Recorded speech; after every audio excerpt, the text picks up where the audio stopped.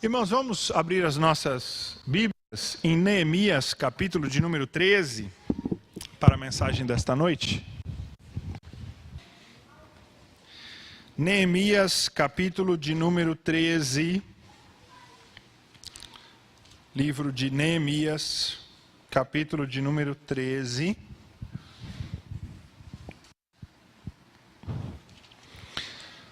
O capítulo são 31 versículos, mas nós não leremos todos os 31 versículos, embora vamos falar de todo este capítulo. Vamos ler agora apenas o versículo 1 a 3, e depois os versículos 30 e 31. Vamos ler o comecinho do capítulo e o fim do capítulo, embora nós vamos abordar todo o capítulo. Este sermão, irmãos, foi pregado já aqui na congregação. Se os irmãos lembram, nós já fizemos uma série em Neemias no passado. Mas eu julguei que seria importante repeti-lo, porque ele trata, ou ele toca num aspecto muito importante, que é o aspecto da família.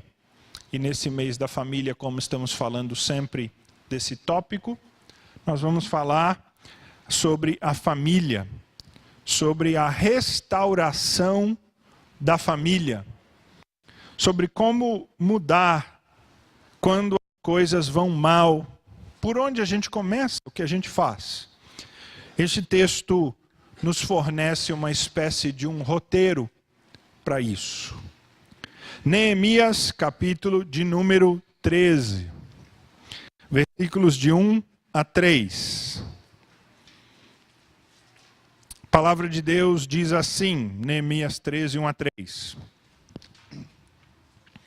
Naquele dia se leu para o povo no livro de Moisés, achou-se escrito que os amonitas e os moabitas não entrassem jamais na congregação de Deus, porquanto não tinham saído ao encontro dos filhos de Israel com pão e água, antes assalariaram contra eles Balaão para os amaldiçoar, mas o nosso Deus converteu a maldição em bênção. Ouvindo eles, o povo, esta lei, apartaram de Israel todo elemento misto.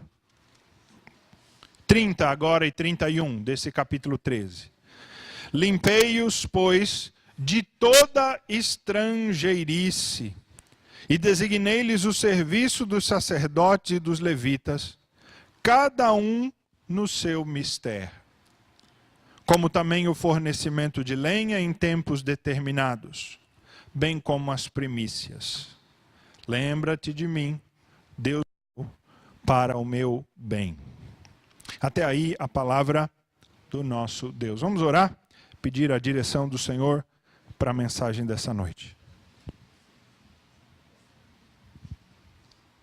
Clamamos-te, ó Deus, que tu abras o nosso entendimento para compreender a Escritura. Precisamos da ação do Santo Espírito. Que este sermão, que esta mensagem, ó Deus, não seja apenas mais um exercício intelectual, mas um exercício, ó Deus, religioso, de mais um domingo, mas que o Senhor nos instrua nesta palavra, nos ensine, nos exorte, nos edifique, nos aponte o caminho, a direção, ó Deus, da mudança, da restauração. Assim eu clamo, pela obra do Teu Santo Espírito no nosso coração, em nome de Jesus. Amém. É comum que nós falemos que o nosso Deus é um Deus que restaura. O nosso Deus é um Deus que faz as coisas novas. Deus é um Deus que levanta o caído. E de fato a Escritura, a Bíblia, nos mostra que Deus muitas vezes levantou aquele que estava caído. A Escritura de fato mostra que Deus, ele se engaja pessoalmente neste trabalho de levantar o caído. E Deus não faz isso uma única vez. Deus também não segue a regra das 3 vezes. Uma vez tudo bem, na segunda a gente entende, agora a partir da terceira não mais. Deus não segue a regra das 3 vezes. Deus está constantemente levantando os seus filhos quando eles caem. E nós caímos, não caímos? Deus não se cansa de ir ao nosso encontro e de nos restaurar. De modo que Deus sempre provê a nós oportunidade para um recomeço. Alguns de nós temos experiência na nossa vida deste modo. Alguns de nós, olhando para trás, para a nossa experiência cristã, para a nossa vida cristã, vamos lembrar que Deus, em algumas situações, Ele já nos levantou. Por questões físicas, às vezes, por problemas físicos, em problemas espirituais, em pecados. O Senhor Deus está sempre disposto a nos levantar. Essa é a nossa experiência. De fato, a Escritura fala sobre isso. Um dos salmos de restauração diz assim: quando o Senhor restaurou a sorte de Sião, ficamos como quem sonha. A nossa boca se encheu de riso, a nossa língua de júbilo. Então entre as nações se dizia: grandes coisas o Senhor tem feito por eles. Com efeito, grandes coisas fez o Senhor por nós, por isso estamos alegres. Salmo 126. O profeta Ezequiel anunciou uma daquelas grandes promessas de Deus de restauração do povo. Ele, profeta Ezequiel, que foi profeta no exílio, ao povo exilado, que estava debaixo da disciplina de Deus, sendo dominado pelos babilônios. E o profeta Ezequiel, então, anuncia, lá no capítulo 11, que Deus restauraria Israel, daria um novo coração. Esta mesma promessa é repetida lá no capítulo 36, versículo 26. Deus havia permitido que o povo fosse para o exílio, para o cativeiro, mas Deus não tinha rejeitado o seu povo. Deus restauraria o seu povo. O Salmo 23 fala disso. Quando o Salmo 23 diz assim: o Senhor é o meu pastor e nada me faltará, Ele me faz repousar em pastos verdejantes, leva-me para junto das águas de descanso, refrigera-me a alma. Algumas versões, inclusive, trazem essa palavra. Elas trazem o restaura-me a alma. Essa expressão do Salmo 23, do cuidado do pastor para com a ovelha, quer dizer que o pastor, ele restaura, ele cuida, ele vai atrás daquela ovelha, quando esta ovelha está ou abatida, ou desanimada, ou doente, ele a levanta.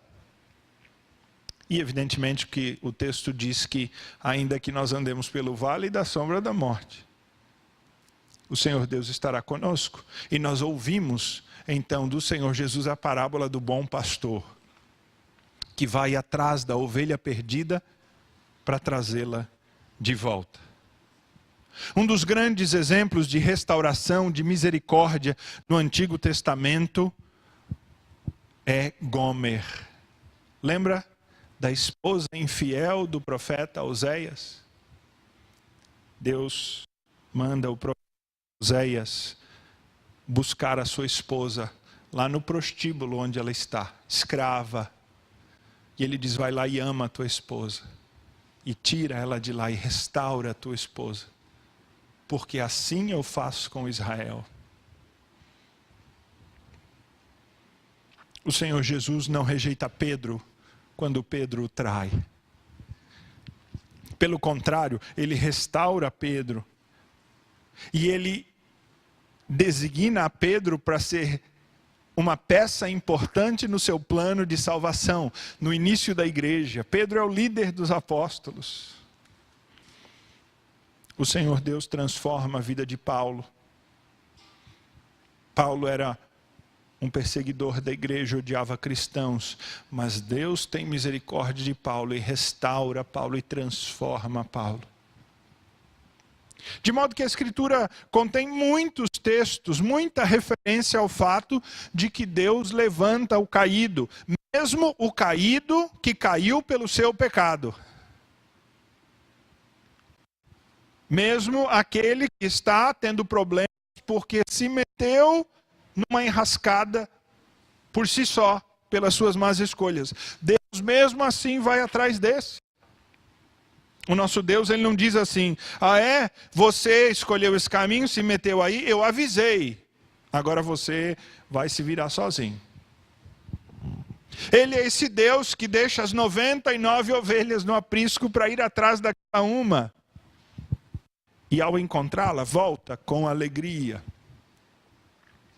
De modo que nós podemos confiar em restauração.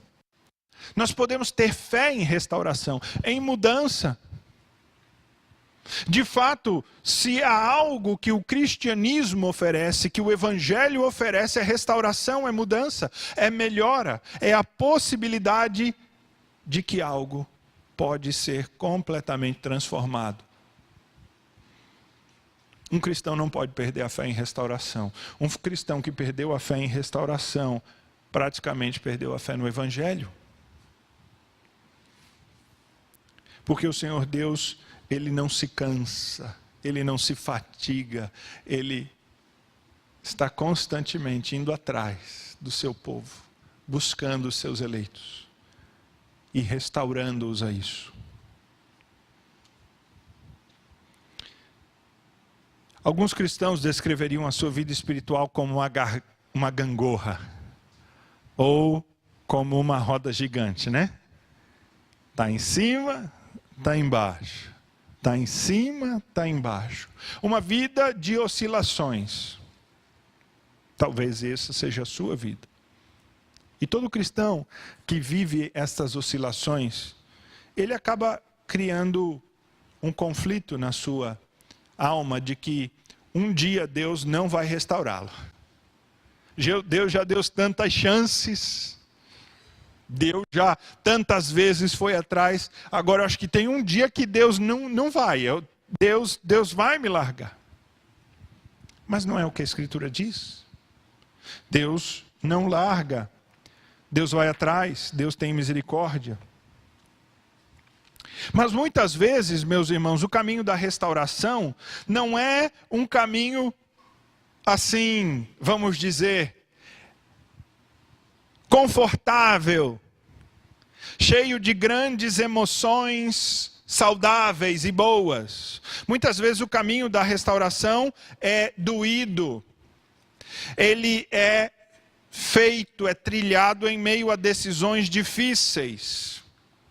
Como nós vimos aqui neste capítulo de número 13 de Neemias. Este capítulo de número 13 de Neemias é um capítulo que fala de restauração, de renovação, de confirmação da aliança, de mudança de práticas de um povo que tinha prometido santidade, violado a santidade, mas que agora aqui no capítulo 13 é restaurado. Deus usa este homem Neemias, que não toma medidas assim, vamos dizer, amorosas. Não é com conversinha ao pé do ouvido que Neemias age para restaurar o povo. Ele age inclusive de maneira drástica, porque é assim que muitas vezes o pecado precisa ser eliminado. Mas Neemias é um agente de Deus aqui para que haja restauração. De modo que, se você olha para a sua vida e você diz assim: pastor, eu preciso de um recomeço espiritual. A minha casa, o meu lar, o meu casamento, ou a minha carreira, as coisas estão certas, eu não sei, eu preciso de um recomeço, eu tenho que buscar algo novo, as coisas não estão indo bem. Por onde eu começo, pastor? O que eu faço? Eu acredito que você encontra neste capítulo 13 um roteiro para um recomeço, para uma restauração. Há 3 passos aqui no texto. Neemias age em 3 áreas. Ele age de 3 maneiras. E cada uma dessas maneiras, começando no versículo 4, indo até o versículo de número 28, ela é encerrada com uma oração. Há uma divisão no texto.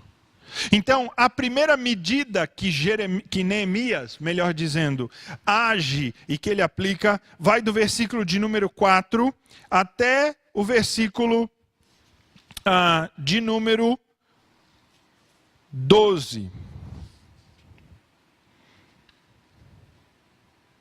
Desculpa. Do versículo 4 até o versículo de número 13.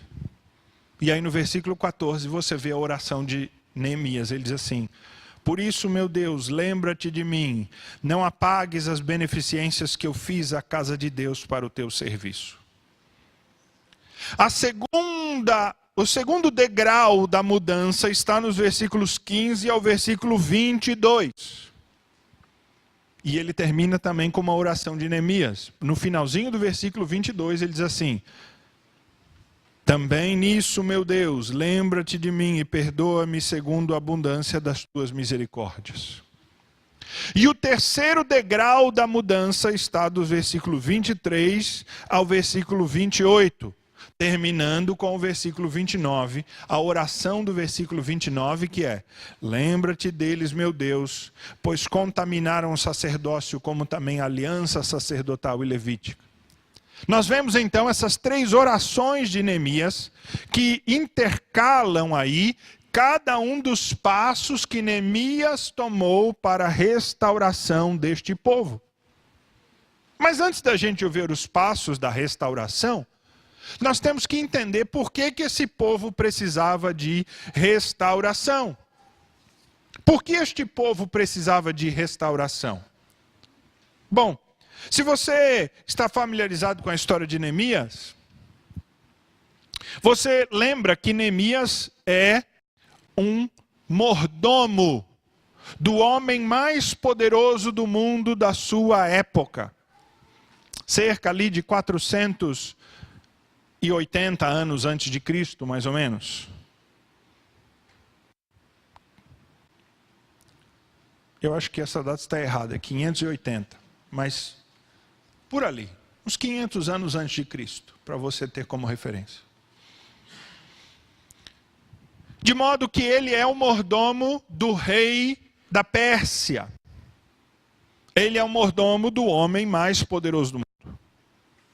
E ele ouve que Jerusalém, a sua terra, a terra dos seus pais, está em ruínas. Ele nasceu no cativeiro, ele foi criado no cativeiro, ele viveu praticamente a sua vida inteira como um estrangeiro, um desterrado, mas ele ouve que Jerusalém está em ruínas. E o imperador, o rei, o governador, lhe permite então que ele volte a Jerusalém para restaurar a cidade. Neemias volta para Jerusalém, ou ele vai a Jerusalém, melhor dizendo, e ele começa a restaurar a cidade pelos muros. Os inimigos não gostam. Ele enfrenta extrema oposição. Então você vê que dos capítulos 2 ao capítulo de número 6, o relato do livro de Neemias é sobre a restauração da cidade física, do muro. Mas Deus já começa a fazer uma restauração espiritual em Israel usando Neemias. Essa é uma restauração muito complexa, porque eles enfrentaram inimigos, eles eram pobres, foi muito difícil restaurar os muros, limpar a cidade, ajeitar as coisas, mas Neemias é bem sucedido. E Deus, a bênção de Deus estava com ele, então ele consegue restabelecer Jerusalém. A partir, então, do capítulo de número 8 do livro de Neemias, nós começamos a ver uma restauração espiritual. Após ter restaurado o muro, a cidade, o comércio, criado, estabelecido a administração, colocado o templo para funcionar de novo com os sacrifícios, depois de ter organizado tudo isso, Neemias olha para o povo e ele vê que o povo anda desconcertado, não anda bem, anda mal, que o povo precisa se remendar, precisa mudar. E ele começa numa empreitada de mudança espiritual, mudança de práticas, que estão narradas aí no capítulo de número 8, até o capítulo de número 12, praticamente.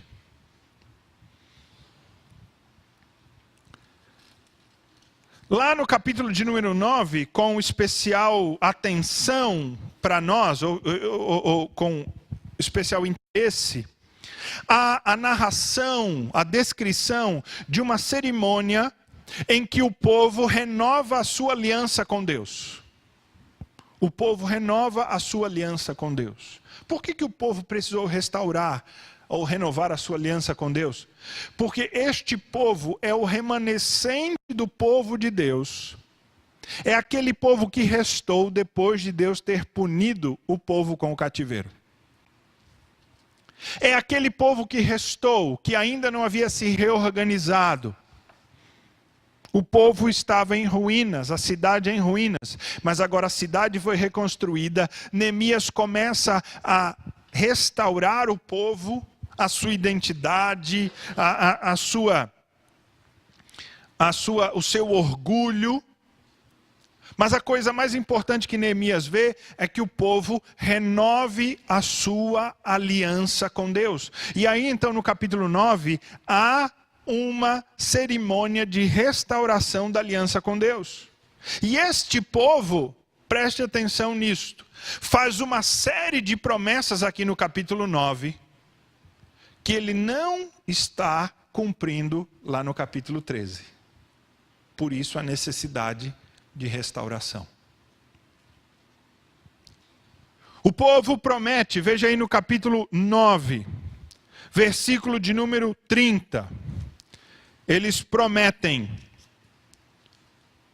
que eles não vão se contaminar com os povos ao seu redor. Eles não vão se casar com os povos, com as mulheres, nem dar os seus filhos ao seu redor. Capítulo 10, versículo 30 também descreve isso. Ele diz que eles não dariam as suas filhas aos povos da terra. No versículo 31 do capítulo 10, eles dizem que eles guardariam o dia santo do Senhor. Eles trabalhariam os 6 dias, mas eles guardariam o dia santo do Senhor. No versículo 32 do capítulo 10, eles prometem que eles vão trazer ofertas em dinheiro, ofertas para a manutenção da obra e da casa do Senhor. E no versículo 33 em diante, eles prometem que eles vão manter o ofício sacerdotal funcionando, manter o calendário sagrado, as festas e todas aquelas instituições religiosas da lei de Moisés. Então você vê que eles prometem que eles não vão se misturar com os povos, eles vão trabalhar 6 dias, mas guardar um dia para o Senhor. Eles vão contribuir para a obra de Deus, trazendo valores à casa do Senhor. E eles vão celebrar as festas sagradas, manter o sacerdócio e continuar cumprindo tudo aquilo que Deus havia instituído na sua lei. Isso tudo eles prometem no capítulo 9. Mas o que acontece no finalzinho do capítulo 12, entrando no capítulo de número 13? O que acontece é o seguinte: o texto nos diz que Neemias teve que se retirar. Neemias, ele precisou voltar à capital do império, porque o imperador o chamou. Então, depois de 12 anos servindo em Jerusalém, Neemias foi chamado de volta à capital do império. Nós não sabemos quanto tempo Neemias gastou lá, mas o versículo 6 do capítulo 13 diz assim: quando isto aconteceu, não estive em Jerusalém, porque no 32º ano de Artaxerxes, rei da Babilônia, eu fora ter com ele. Mas ao cabo de certo tempo, pedi licença ao rei e voltei para Jerusalém. O que Neemias está nos contando é que então, depois de ter restaurado a cidade, depois de ter reconstruído a cidade, depois de ter restaurado o povo espiritualmente e liderado o povo por 12 anos, Neemias volta para a capital do império e ele fica por lá por um período. E você pode imaginar então o que aconteceu nesse período que Neemias ficou fora. Você imagina que o povo se manteve fiel, andou correto, caminhou bem? Não. Quando Neemias vai então responder ao rei que o chama, e só de viagem era 3 meses. Só de viagem era 3 meses. Um percurso de mais de 2.000 quilômetros, passando por desertos, era terreno árido, montanhas. Então imagine 6 meses para ida e vinda. Fora o tempo que Neemias gastou lá.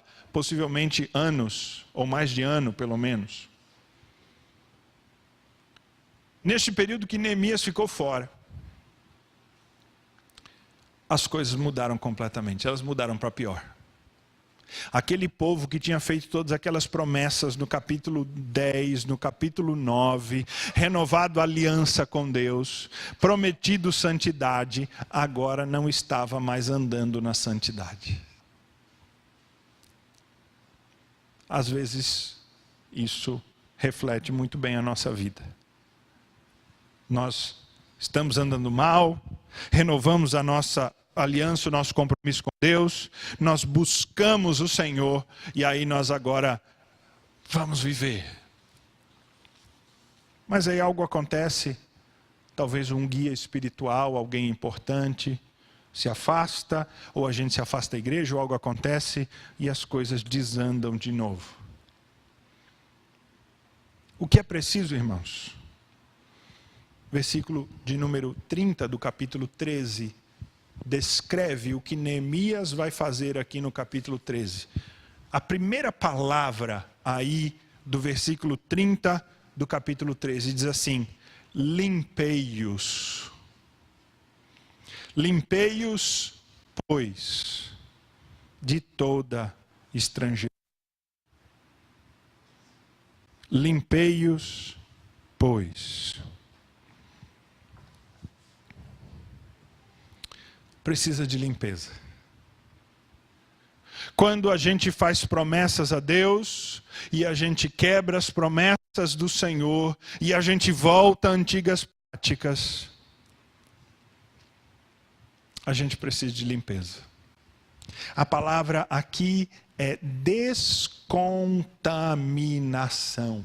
Ela significa isso. Quando a gente volta para Deus, renova a nossa aliança, faz promessas, começa a caminhar bem, e mais à frente tropeça e cai de novo, Deus vai nos restaurar. Ele é um Deus de graça, de misericórdia. Mas é preciso limpeza, descontaminação. Há 3 passos aqui no texto, como eu falei, para descontaminação deste povo que fez promessas e não cumpriu.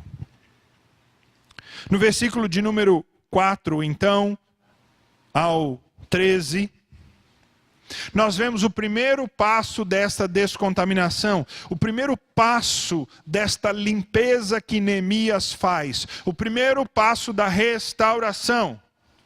Qual que é, irmãos? É a limpeza do culto. A limpeza do culto. Quando Neemias volta,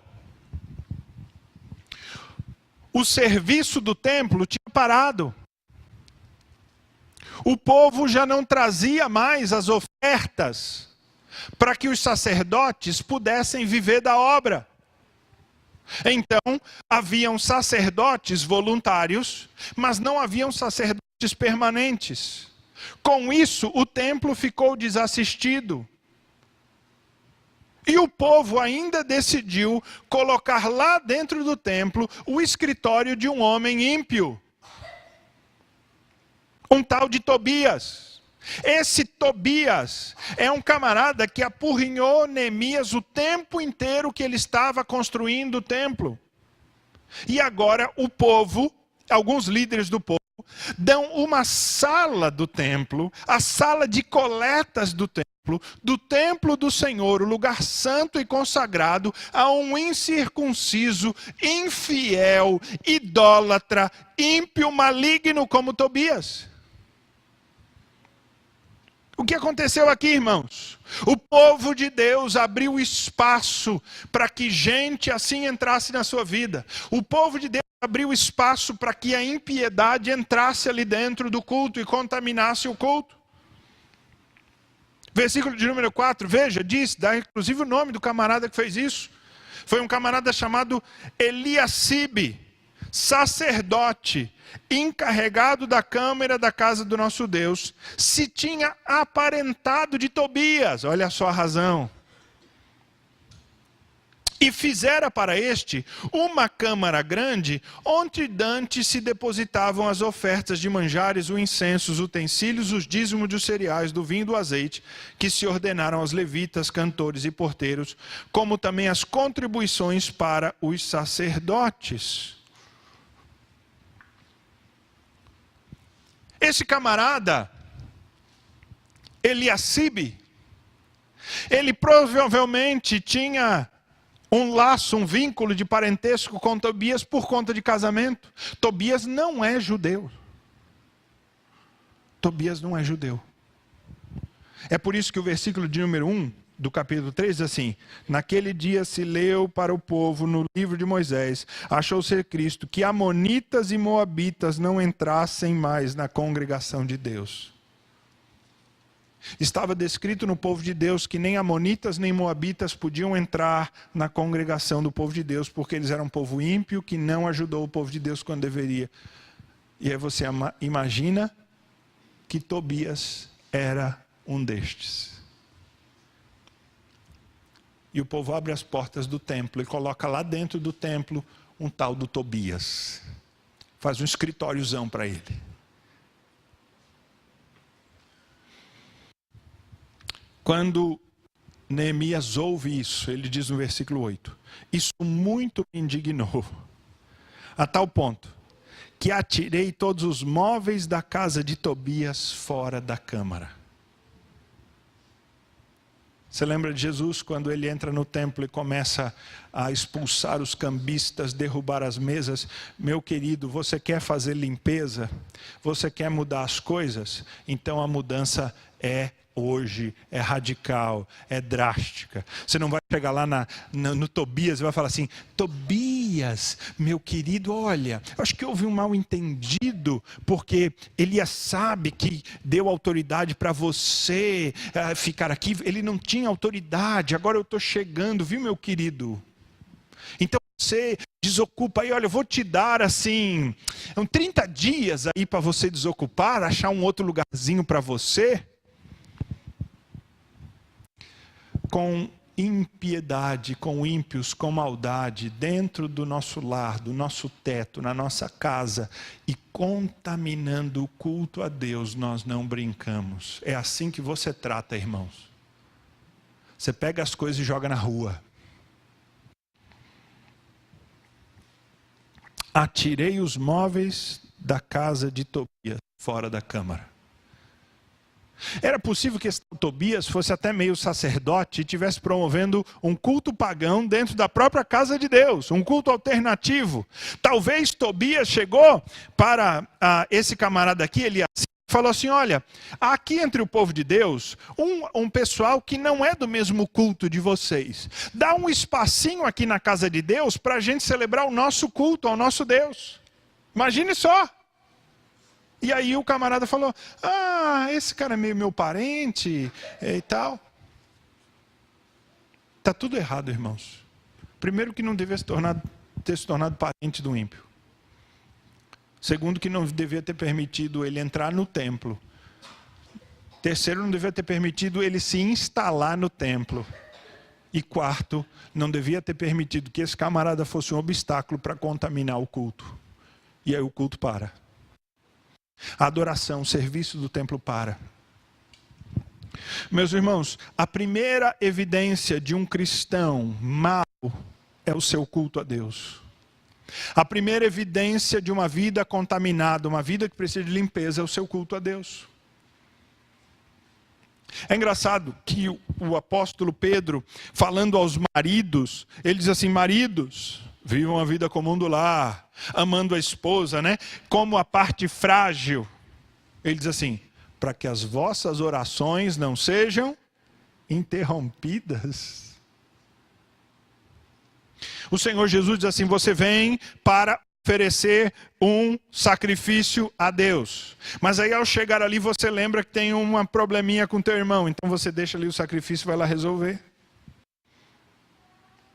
O Senhor Deus, por meio do profeta Isaías, diz assim: parem de trazer ofertas. Eu não quero mais os incensos, nem os cereais, nem as libações. Parem de vir me cultuar. Porque não posso suportar iniquidade misturada ao culto santo. Uma evidência de que a sua vida não está indo bem, de que as coisas não estão indo bem, é quando não há culto. Quando o culto cessa. Irmãos, uma evidência de que as coisas não estão bem na família é quando a gente não faz culto doméstico. Eu sei porque no meu lar funciona igual. Não é diferente do lar dos irmãos. A gente pode dar qualquer desculpa que a gente queira. Está muito ocupado, pastor, é uma fase. No fundo a gente sabe que as coisas não estão espiritualmente bem. Porque povo de Deus é povo que cultua, é povo que adora, é povo que busca o seu Deus. E quando não há culto, ou quando o culto não funciona, quando não há abertura para culto a Deus, quando há contaminação do culto, então, você quer restaurar a sua vida? Você quer ter uma renovação? Você quer uma nova chance? Você quer buscar algo novo? Começa por limpar o culto. É preciso voltar ao culto a Deus. Culto puro, culto santo. Elimina a iniquidade que te impede de cultuar a Deus. Tira o Tobias que está aí na tua vida, te impedindo de cultuar a Deus com plenitude, atravancando a entrada do templo, do culto do Senhor. Restauração começa por restauração do culto, da adoração. Neemias, então, versículo 9, diz que ele purificou as câmaras e trouxe os utensílios da casa de Deus de volta. E ele restabeleceu, então, os dízimos, versículo de número 12. Reuniu os líderes do povo e falou: agora vocês vão voltar a trazer as ofertas. E ele, então, restabeleceu o funcionamento do culto, restabeleceu o funcionamento da adoração. Então ele ora no versículo 14, lembra-te, ó meu Deus, lembra-te de mim, e não apagues as beneficências que eu fiz à casa de meu Deus e ao teu serviço. A palavra serviço aí é ao teu culto. Primeira coisa, culto. Primeiro passo é o culto. Segundo passo, dos versículos 15 ao 22, e eu tenho que me apressar aqui porque o tempo vai passando e eu tenho mais 2 pontos ainda. O que Neemias restaurou? Veja aí. Naqueles dias, versículo 15, veja só. Vi em Judá os que pisavam lagares ao sábado, e traziam trigo que carregavam sobre jumentos, como também vinho, uvas, figos e toda a sorte de cargas que traziam a Jerusalém no dia de sábado. E protestei contra eles por venderem mantimentos nesse dia. Qual é o segundo problema? Este povo havia prometido de que eles trabalhariam 6 dias e consagrariam um dia santo ao Senhor. Mas agora eles estavam trabalhando 7 dias na semana. Direto, sem o dia especificamente consagrado ao Senhor. Eles estavam pisando lagares.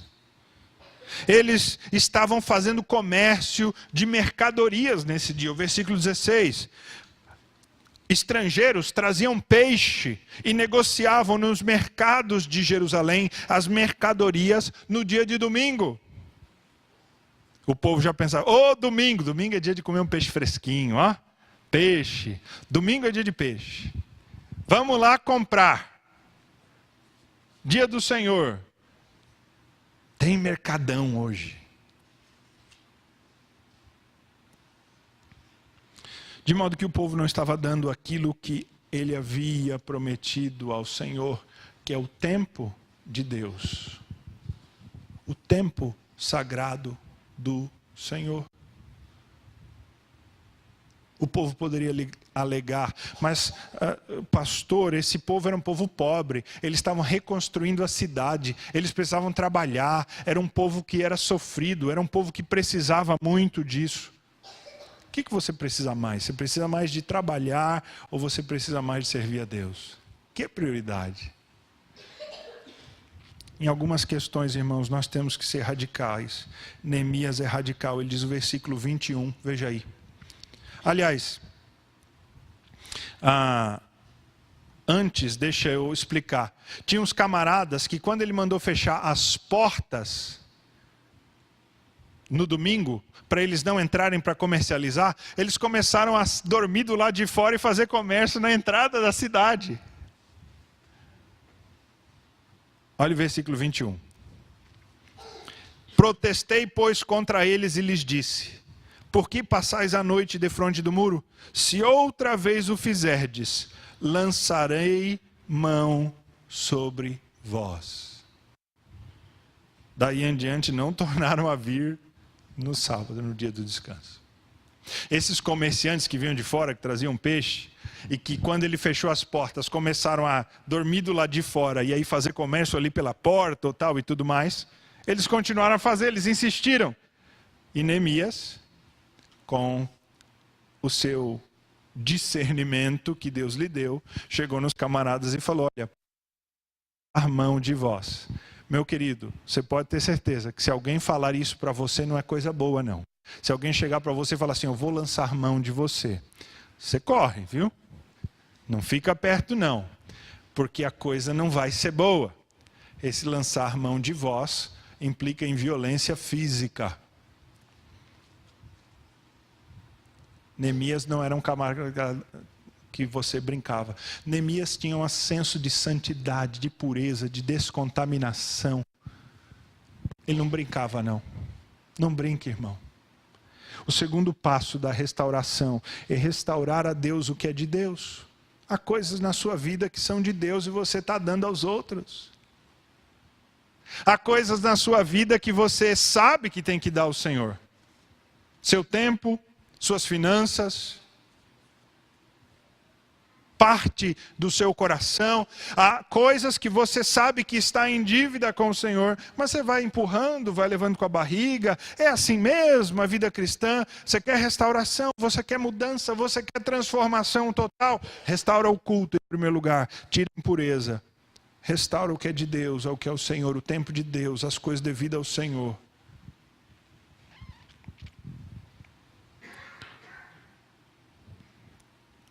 Dai a César o que é de César, mas a Deus o que é de Deus. E então Neemias ora no final do versículo 22. Também nisso, meu Deus, lembra-te de mim e perdoa-me segundo a abundância da tua misericórdia. Eu não sei se Neemias está pedindo perdão aqui pela sua violência, ou se ele está pedindo perdão no sentido de humildade. Eu sou pecador, Senhor, também preciso da tua misericórdia. Mas ele está clamando ao Senhor. Terceiro passo para a restauração. A partir do versículo 23 até o versículo de número 28. 23 diz assim: vi também naqueles dias que os judeus haviam se casado com mulheres asdotitas, amonitas e moabitas. Seus filhos falavam meio asdotita e não sabiam falar judaico, mas a língua de seu respectivo povo. O que havia acontecido, irmãos? Eles haviam se misturado com os povos ao redor. O povo de Deus havia se misturado com o mundo. Não havia mais diferença entre o modo de viver. Eles se juntaram. Numa linguagem nossa, hoje moderna, eles se secularizaram, trouxeram o mundo para dentro da igreja, ou o mundo para dentro das suas vidas.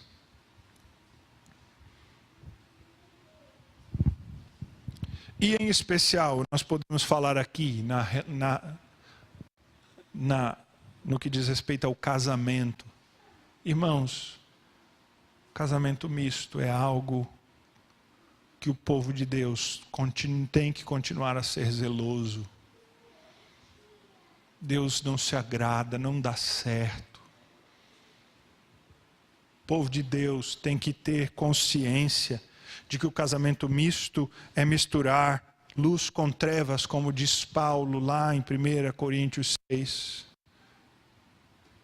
Não pode haver comunhão entre luz e trevas. Não pode haver comunhão entre luz e trevas.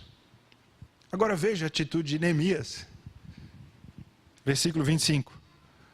Contendi com eles, a palavra não é leve, os amaldiçoei e espanquei alguns deles, e lhes arranquei os cabelos, e os conjurei por Deus, dizendo: não dareis mais as vossas filhas aos seus filhos, e não tomareis mais as suas filhas, nem para os vossos filhos, nem para vós mesmos.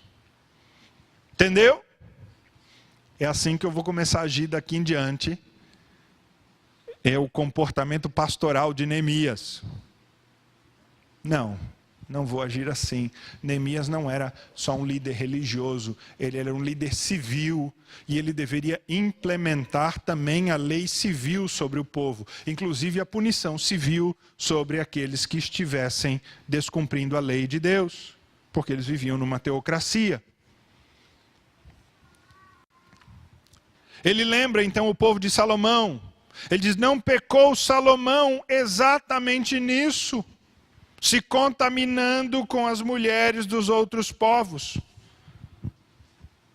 Ou seja, ele está dizendo assim: nós já não vimos essa história repetida vez e vez por outra.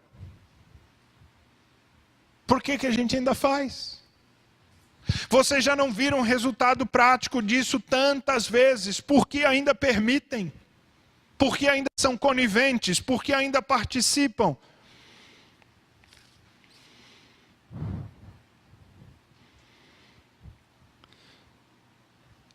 Neemias está realmente indignado. No 27 ele diz assim: dar-vos-íamos nós ouvidos para fazermos todo este grande mal, prevaricando contra o nosso Deus.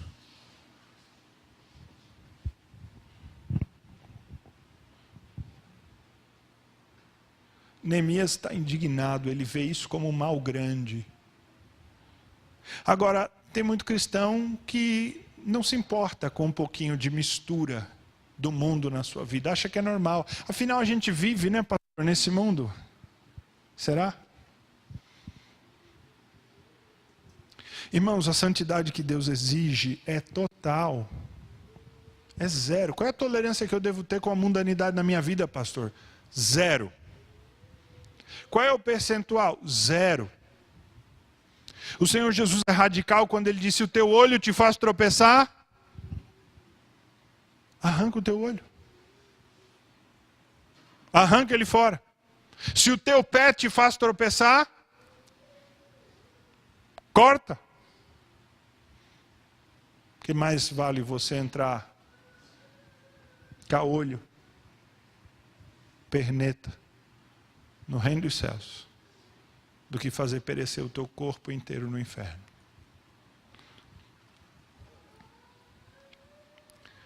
Este terceiro passo diz respeito a tudo o que é mundano e mundanizado.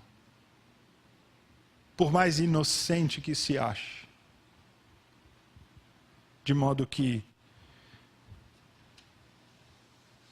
Neemias faz com que eles desfaçam o casamento. Inclusive o camarada lá, Eliacibe, que havia permitido Tobias entrar. Ele é um dos que é alvo da indignação. E Neemias faz ele desfazer.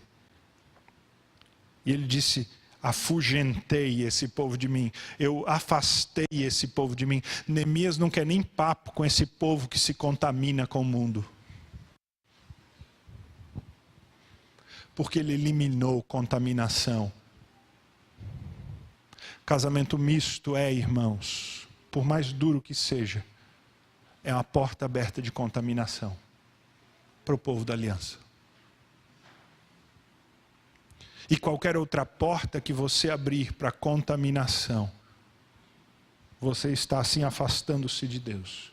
E não há restauração quando há mundanidades, mistura da mundanidade com as coisas santas do Senhor. Neemias nos dá, por estes 3 passos, uma espécie de um roteiro. Ele nos dá, por estes 3 passos, para a restauração do povo. Ou este povo que fez promessas, que disse que ia seguir a Deus, que não ia fazer nada daquilo e fez tudo isso, caiu, violou, envergonhou a Deus. Ele dá 3 passos. 3 passos que servem para a sua vida, para a minha vida. Restaura o culto a Deus. Culto a Deus na sua vida, prioridade do Senhor. Tudo que diz respeito ao culto, à frequência à igreja, ao seu compromisso com Deus, devocional em casa e nos trabalhos da igreja. Culto ao Senhor é fundamental, não há restauração se você não restaurar o culto, não renovar o seu coração para cultuar a Deus, não eliminar toda a mundanidade que contamina o culto a Deus. Não há restauração se você não renovar as prioridades de Deus na sua vida. O tempo, aquilo que é devido a Deus. Não há restauração se você não eliminar, em terceiro lugar, as misturas, o que é misto, o casamento misto e qualquer outra mistura. Esses 3 passos, irmãos, eles exigem uma decisão radical, um compromisso radical. Você vê que Neemias, ele foi radical. Ele atirou os móveis do camarada lá, escada abaixo. Ele ameaçou os cabras de continuarem fazendo comércio. Ele diz: olha, eu vou dar um jeito em vocês. Ele pegou os camaradas lá pelos cabelos e ele fez, e ele amaldiçoou, e ele fez eles largarem a esposa. São decisões radicais, porque com pureza a gente não brinca. Eu não recomendo violência. Não seja violento desse jeito. Não aplique literalmente estas atitudes de Neemias. Mas haja com a mesma determinação para eliminar na sua vida o que precisa ser eliminado. Haja com esta mesma vontade de limpar-se para que haja restauração. Não se engane, não há restauração se você não se limpar ou não buscar limpeza. E o Senhor vai te dar graça nesse processo. Porque o Senhor ama o contrito, o quebrantado, aquele que o busca e aquele que quer renovação. Você precisa de renovação para o teu lar? Então restaura o culto no teu lar. Restaura as prioridades do Senhor no teu lar. No dízimo, no tempo. Tira da tua casa aquilo que é misto, mundano, que você já devia eliminar e que você sabe não eliminou. E então, você inicia numa caminhada de restauração. Você quer fazer isso no seu casamento? Mesma coisa. Esses 3 passos. Na sua vida, quer experimentar mais de Deus, sua vida espiritual está parada, está estagnada, ou você deu ré, está infeliz, precisa de restauração. Restaura o culto, restaura as prioridades do tempo de Deus, elimina o que é misto. E aí então, a vida que vem do Senhor Jesus, a vida que vem da cruz, vão começar a fluir. Se você disser assim, pastor, eu sou muito fraco, você nunca vai começar, nunca vai fazer nada. Já está justificando a derrota antes de começar.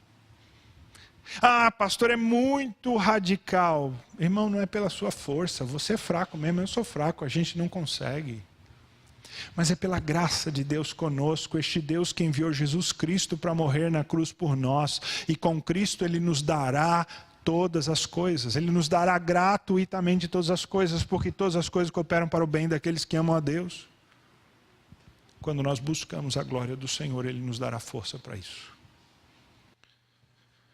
E agora, irmãos, ide em paz, e que a graça do Senhor Jesus, o amor de Deus e a comunhão do Santo Espírito estejam convosco, e convosco permaneçam hoje pelos séculos dos séculos. Amém.